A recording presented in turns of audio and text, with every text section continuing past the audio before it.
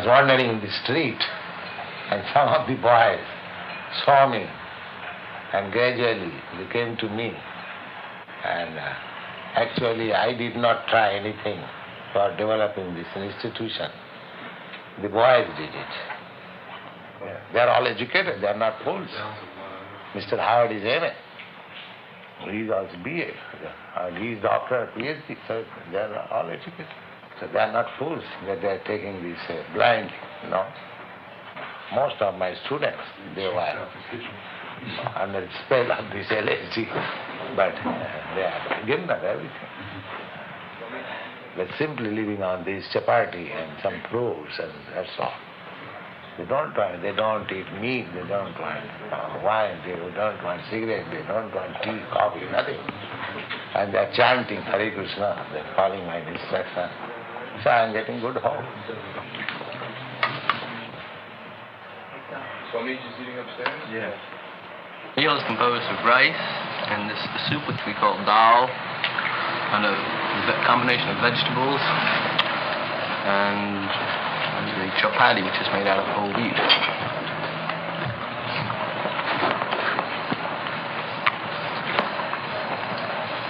You see, it's all vegetable and grain. Sometimes some fruit. There's fruit in the dal. No meat, no animal product, just eggs. This is because in the Gita, Krishna has told us what he wants us to eat, namely fresh fruits and grains, not animal products. And so we have a very delicious meal here. It's very cheap. It goes a long way. It's quite easy to prepare. And we have a lot of fun. Well, essentially, these are foods that are prescribed according to Orthodox Vaishnavite discipline.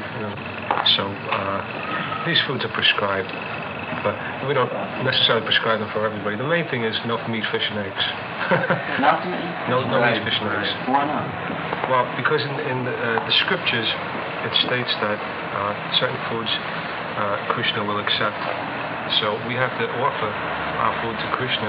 We have to offer the food that he'll accept. The food that he'll accept is stated as vegetables, fruits, leaves, water.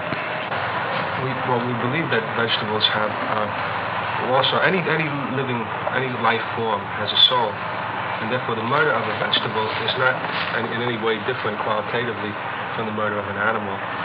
But the thing is that vegetables are our allotment according to Scripture. We can eat certain foods that are given to us to eat by God.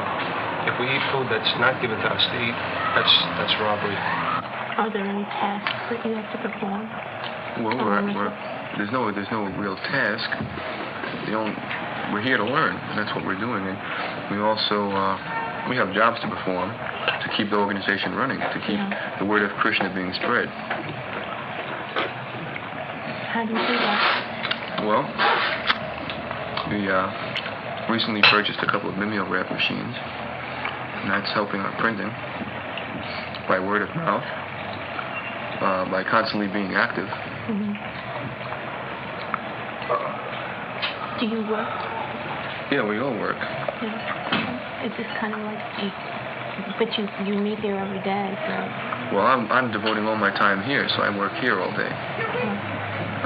Money has to come in also. Some of us work regular jobs and devote most of our money here, if not all.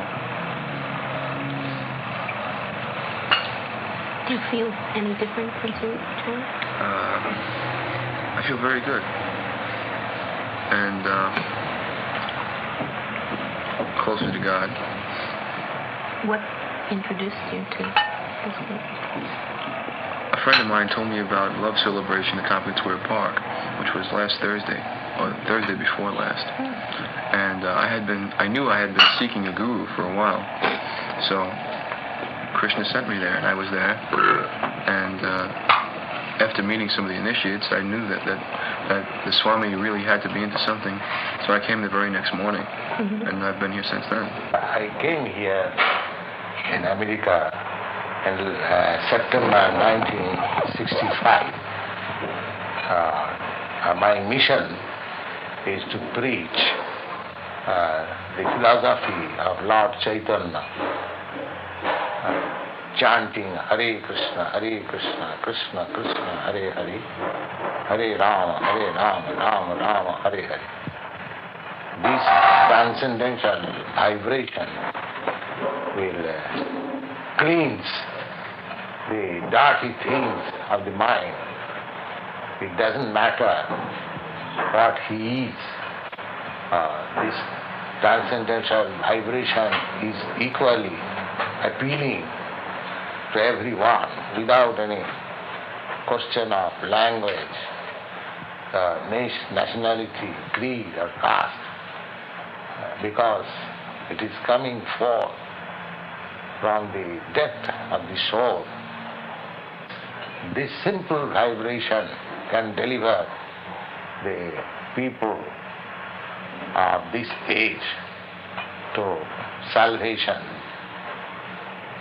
Human life is meant for getting out of the threefold miseries of this material existence and forgetting their life's aim. They have become too much materialistic, and the result is that actually they haven't got that peace and of mind or peace of the world which they are anchoring.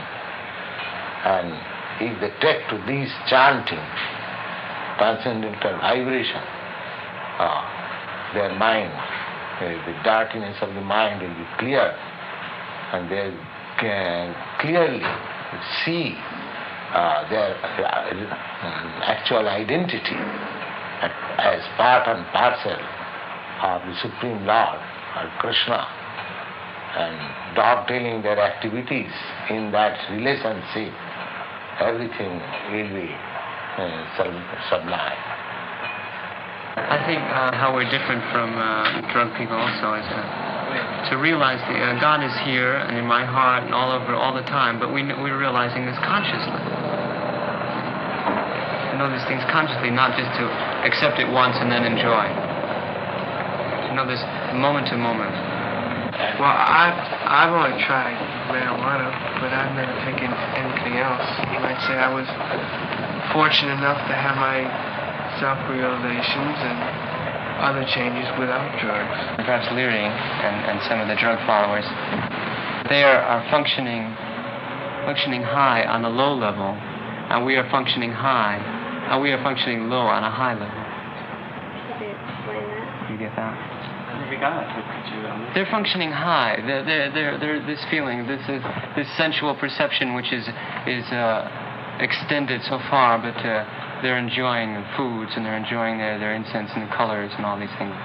This anybody can do.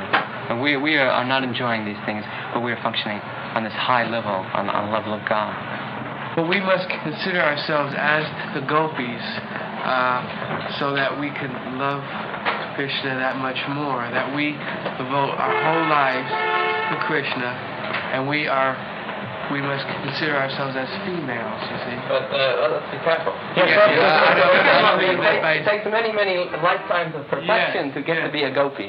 Yeah. One has to be the supremely developed, perfect in perfection to be able to qualify as a gopi. This is the ultimate. But the reason that one of the people mentioned before that being feminine is that when the masculine love and the feminine are love, and that you are feminine so that you can be loved by Krishna. Well, does this have anything to do with being celibate, or This has to do with heterosexual, or that the supreme being, of course, is male because he is Purusha, as they say in Sanskrit. That is, he is the origin, he is the creator. He is the seed. He plants the seed in the material universe of which we are the result. Therefore, we are the feminine. this is not Whole material creation. Well, are He you is the celibate? Supreme Father. That has nothing to do with it. Yeah. I may be, I may not be. This has nothing to do with it. I just came in and I was tired, and they said, if you're tired, go to sleep. Lay down here. I mean, it's your first day, and this is your first chanting session. Yeah, this is the first time that I've been into it at all. I came about the 1st of August. Ray was here a little earlier, I believe. I came around the middle of August. And then others, of course, have come within the last week. Right. But one thing which usually happens, those who come like this, they come and they just never go. Once you come, you stay. Because the Swami has something which you were looking for. Yeah. The first thing they did for us was give us our method of chanting, which is so powerful a method that it will work for anyone. In other words, you don't need to be the one person in a million who can really be successful in meditation yoga, where you have to spend years at that discipline without getting any place and then finally achieve it. Our method is so powerful that it will work for anyone in 2 days. Should I bow down when I don't feel anything? Should I say these words when I don't feel anything? He says, yes, because this is a training.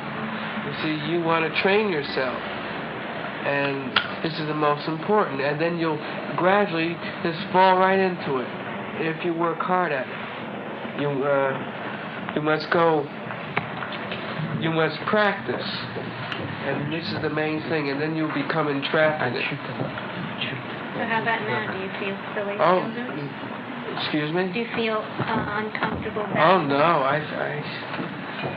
I see all this practicing and work was, it just had to be done in order to where I am now.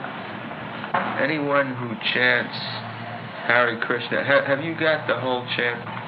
That's a special evocation. Just the same as we're all sitting here, but if I call Stanley, that's not the same as calling you. But if I call your name, then that shows my attention is riveted on you. So by riveting our attention on Krishna, we are able to use. In other words, if I meditated on the word Raymond, that wouldn't be the same at all. The word Krishna is God. The word Raymond, at least in my knowledge, the word Raymond is not. Well, you have to concentrate on these words. You have to be sincere with the words. You have to surrender yourself to these words. And through this takes practice. It's not done in one session. This takes time. It took me maybe 4 sessions before I began to even chant. You see? What happens when you do chant, when you're in it? Well, that's hard to explain. I guess each person has a different reaction, but you just seem to open up. It seems as if something flies out of you. It's like a door opens. It slowly opens, so finally it's open, and then you walk into the unknown. But the unknown is beautiful. This unknown. Well, you have every muscle of your body engaged in the exercise. You're singing, you're dancing. Your mind is fully engaged in thinking about God. And what more can there be? This is the full aim of any kind of yoga. It's to concentrate the energy to a point. And in this kirtan, your energy is concentrated on one point, God. Hare Krishna, Krishna Krishna, Hare Hare, Hare Rama, Rama Rama, Hare Hare. What more could you want?